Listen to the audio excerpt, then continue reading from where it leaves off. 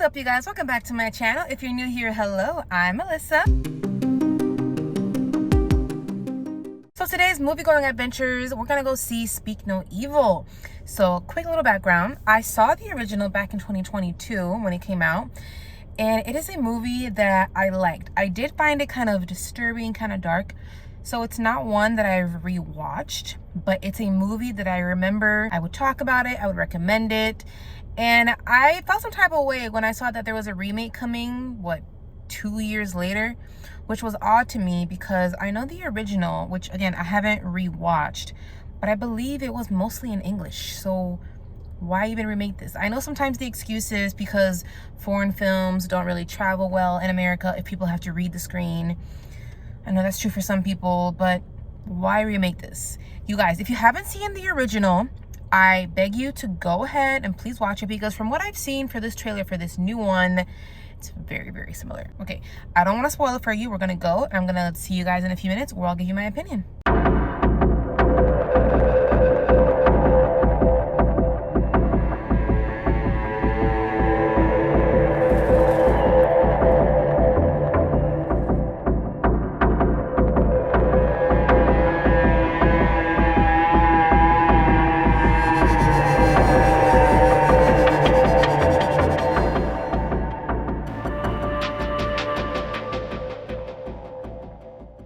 What's up, you guys? Just finished watching Speak No Evil, so I have many, many, many thoughts.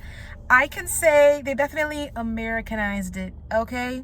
And I can't explain why without getting into spoilers, but this is very similar while there's also differences. So let's go over some of the things that I did like about this. I think they set up the tone pretty well.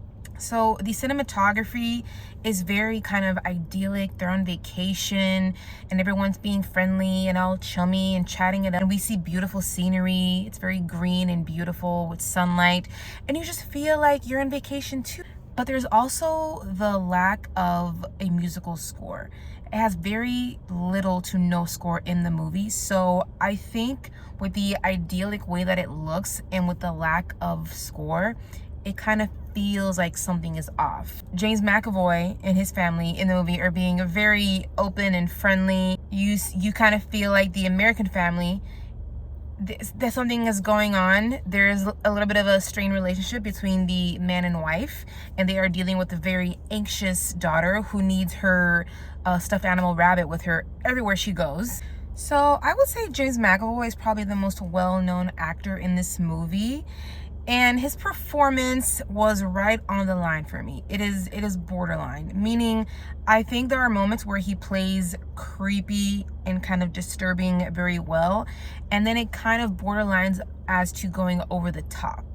And I have to tell you, I could have maybe sworn that this was mostly a dark comedy, because my theater, a lot of the times they were laughing, and I don't think this was intentional on the filmmaking part, but I think that's the result of some of the acting in this, because he's not the only one who kind of goes a little bit over the top, but just from the cast in general. Now, some of the criticisms that I have, I think when it comes to certain character attributes, that was very inconsistent for me in this movie, especially because this movie is based on a lot of dumb character choices.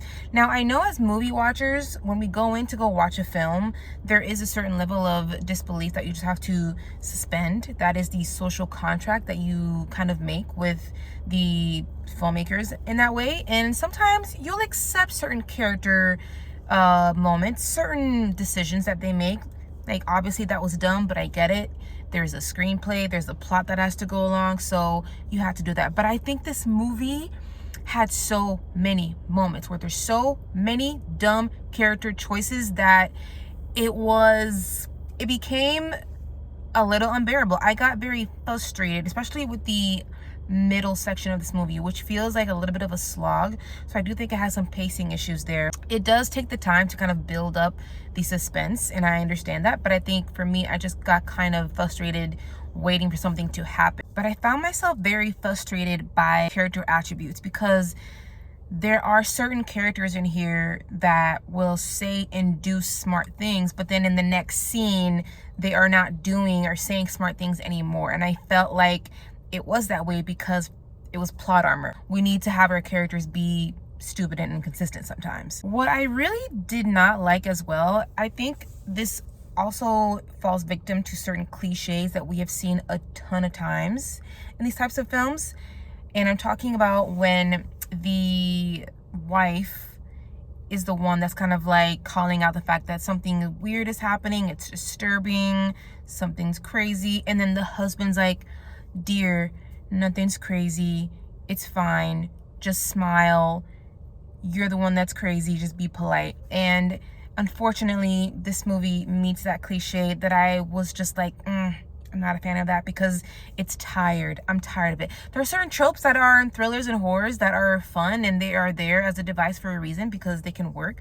But with something like that, we've just seen it so many times to death that I just feel like they could have thought of something else for this. Now, if we are comparing the original 2022 film and this one, I kind of prefer the original version because I think the original version really kind of goes there. Okay, it is, I think, it felt more disturbing, it felt more bleak.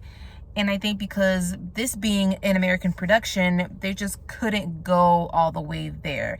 I don't want to say what I'm talking about. I'm being vague for a reason because like I told you earlier, I want you to go and watch the original and then watch this one and then tell me how you feel. I'm dying to know how you guys feel because I just felt like, yeah, of course they would end it this way. And I don't want to feel that way. All in all, I think I would have to give this a 2.5 out of 5 because I feel like at the end of the day, I have a lot more criticisms than things that I liked in this. Like I said, I can't help but compare it to the original film, and I think I just kind of had a better time. I had a better ride with that movie than this one. This one just kind of felt kind of watered down and the acting was over the top. I think it was unintentionally funny for some people. Props to this movie for getting actual verbal reactions out of me. I'm usually kind of like dead inside and don't really say or react much as I'm watching a film. But because these characters are in such an awkward, disturbing, uncomfortable situation, they have to act like this is normal and they have to try to act normal and polite, that I'm just growing so frustrated that I'm actually invested. And I guess in that instance, I was entertained. But it just kept happening over and over again that at a certain point, I'm like, all right, I need something to happen to shake it up so that you guys know that you need to get out of this house. Well, that's it, you guys. Thank you guys so much for joining me on my movie going adventure for today. I'll catch you guys next time. If you don't want to miss my next review, please go ahead and hit that subscribe button and hit the like button because that really helps me out. And I'll catch you guys next time.